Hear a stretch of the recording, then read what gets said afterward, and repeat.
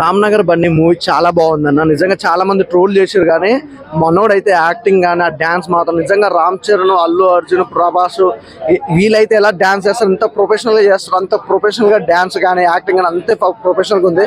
అలాగే love track చాలా బాగుంది, బ్యాక్గ్రౌండ్ మ్యూజిక్ చాలా బాగుంది. నిజంగా ప్రభాకర్ గారు అంటే ప్రభాకర్ గారిని మించిపోయిండు. నిజంగా తన యాక్టింగ్ అయితే చాలా బాగుంది భయ్య. అసలు నిజంగా ప్రొడ్యూసర్ గారికి అయితే ఒకటే చెప్పాలి, ప్రభాకర్ గారికి నిజంగా cinema blockbuster hit sir, అందులో ఎలాంటి డౌట్ లేదు. ఇంకోటి మెయిన్ వచ్చేసి ఏంటంటే అసలు సాంగ్స్ కూడా చాలా బాగున్నాయి. నాకు తెలిసి ఈ ఫ్రైడే చాలా సినిమాలు రిలీజ్ అయ్యాయి, 7-8 సినిమాలు రిలీజ్ అవ్వచ్చు భయ్య. Is a perfect cinema, is a best cinema. ఫ్యామిలీతో చక్కగా వచ్చే సినిమా ఏదైనా ఉందంటే మాత్రం రామ్ నగర్ బన్నీ అనమాట.